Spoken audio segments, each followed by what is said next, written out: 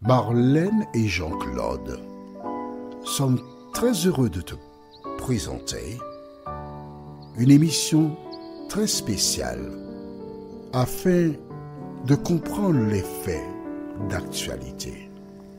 Merci pour ta fidélité. Merci d'être encore là aujourd'hui afin qu'ensemble nous puissions aller jusqu'au bout dans la connaissance de la parole de Dieu. Aujourd'hui, notre thème est Lazare sort. Nous avons une référence biblique qui se trouve au livre de Jean chapitre 11, les versets 43 et 44. Jean 11, versets 43 et 44. Bien sûr, nous lirons aussi les versets 41 et 42, forcément. Avant d'entrer dans le vif du sujet, recherchons la présence du Saint-Esprit. Notre Seigneur et notre Dieu, nous voici encore là, épuisés des épreuves de la vie, mais ayant nos yeux fixés sur Jésus, le chef et le consommateur de notre foi, avec la certitude qu'il viendra bientôt nous emmener avec lui. Tandis que nous abordons ce thème, Seigneur, merci de nous éclairer. Nous t'avons prié au nom de Jésus pour ta gloire éternelle. Amen. Afin de permettre à celles et ceux qui découvrent seulement aujourd'hui cette émission, nous lisons dans le livre de Jean chapitre 11 à partir du verset 36. Jean 11 à partir du verset 36 déclare: sur quoi les Juifs dirent: voyez comme il l'aimait.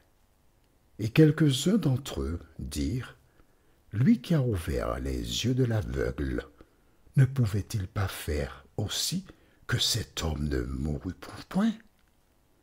Jésus, frémissant de nouveau en lui-même, se rendit au sépulcre. C'était une grotte et une pierre était placée devant. Jésus dit: ôtez la pierre. Marthe, la sœur du mort, lui dit: Seigneur, il sent déjà, car il y a 4 jours qu'il est là. Je m'arrête ici.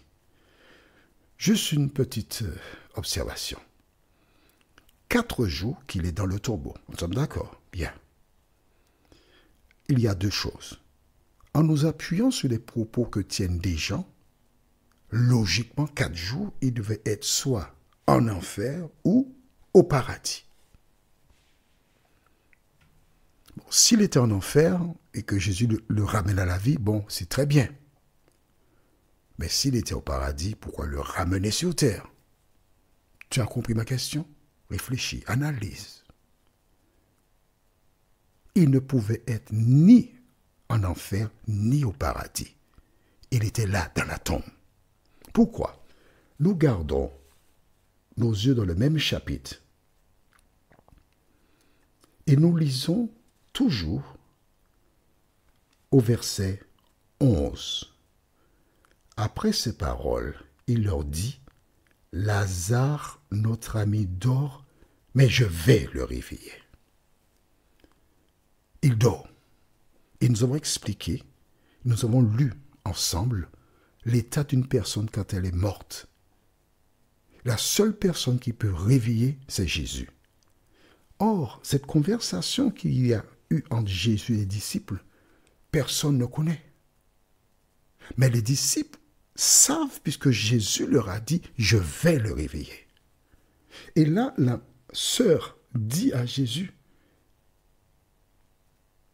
il y a 4 jours qu'il est là. Les disciples verront direct un miracle que l'Éternel fera. Ils attendent. Tout le monde attend. Mais Jésus a dit: ôtez la pierre. Et quand Marthe lui dit, mais Seigneur, il y a 4 jours qu'il est là, Jésus lui dit, ne t'ai-je pas dit que si tu crois, tu verras la gloire de Dieu? Ils ôtèrent donc la pierre du lieu où le mort était couché.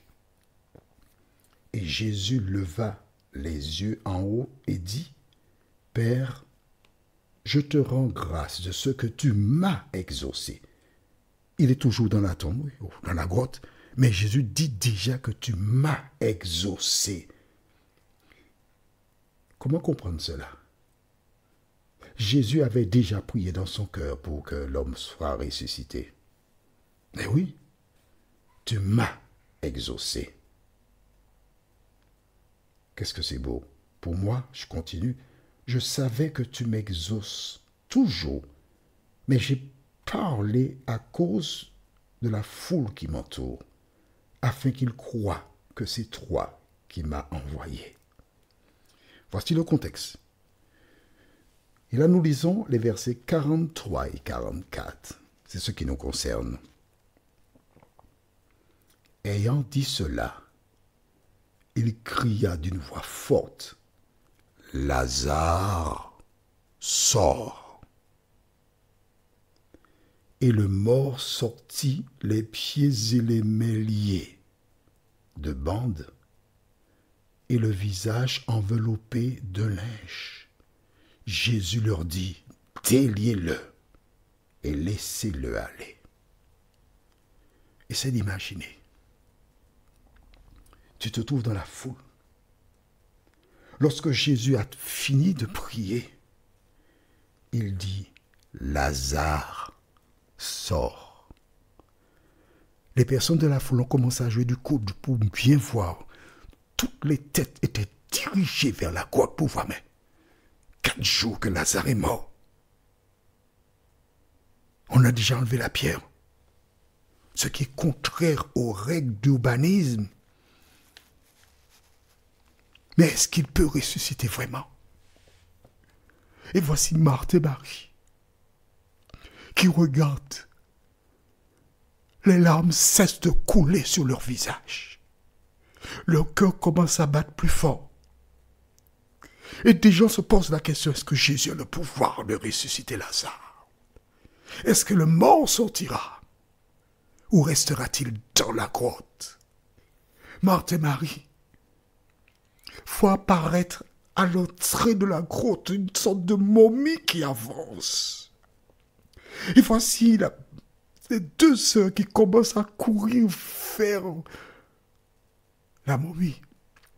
Elles n'entendent même pas ce que dit Jésus. Elles n'ont plus rien à entendre parce qu'elles savent que celui qui sort de la grotte, c'est leur frère Lazare qui était mort depuis 4 jours, mais que Jésus a ressuscité. Oh, j'imagine la joie de ces femmes qui commencèrent à enlever les bandes. Et les gens regardaient la momie. Est-ce que c'est vraiment Lazare ou bien est-ce que c'est pas une mise en scène? D'autres regardaient Jésus.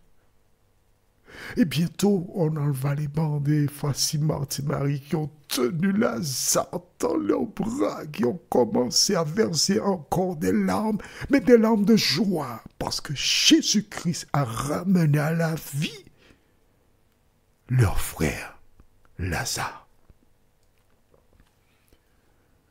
Cette résurrection est une pâle représentation du grand matin où les anges descendant avec la trompette sonneront, joueront le chant de victoire et toutes celles et ceux qui ont fait la paix avec Jésus sortiront victorieux de la tombe. Où seras-tu ce jour-là? Vois-tu, il existe 2 catégories. La première résurrection, où seuls ceux qui sont morts en Christ hériteront la vie éternelle. Et la Bible identifie ces personnes comme étant les saints, Et la deuxième résurrection est celle réservée pour beaucoup de personnes qui ont entendu, ont compris, mais ont fait le choix de demeurer fidèles à leur Père, le diable, et ces personnes seront perdues. Aujourd'hui, Dieu te tend une perche. Dieu t'appelle. Dieu te dit que ce monde passe et sa convoitise aussi, mais que celui qui fait la volonté de Dieu demeure éternellement. Veux-tu demeurer éternellement? Tu as une occasion unique, car beaucoup de personnes dans le monde aimeraient entendre ce que tu entends là. Beaucoup de personnes dans le monde ne connaissent pas un dixième de ce que le Saint-Esprit t'a déjà apporté. Mais à quoi cela te sert-il si tu n'acceptes pas la vérité dans ton cœur? À quoi cela te sert-il si tu ne fais pas comme Marie, te lever promptement pour te donner à Jésus de Nazareth? Prions. Notre Seigneur et notre Dieu, merci pour la parole. Cet esprit, merci pour ta présence. De nous aider à continuer, non pas à étudier, mais à mettre en pratique tout ce que tu nous donnes comme information, nous t'en prions. Au nom de Jésus et pour ta gloire éternelle. Amen. Que l'Éternel continue de te régénérer et il me tarde de te retrouver. Nous sommes parvenus au terme de notre réflexion. Si d'aventure tu as une question, il te suffit d'envoyer un message par le biais de WhatsApp au numéro suivant, plus 596 696 88 93 93. Et alors Jean-Claude, moi, je me ferai un réel plaisir de répondre à ta question.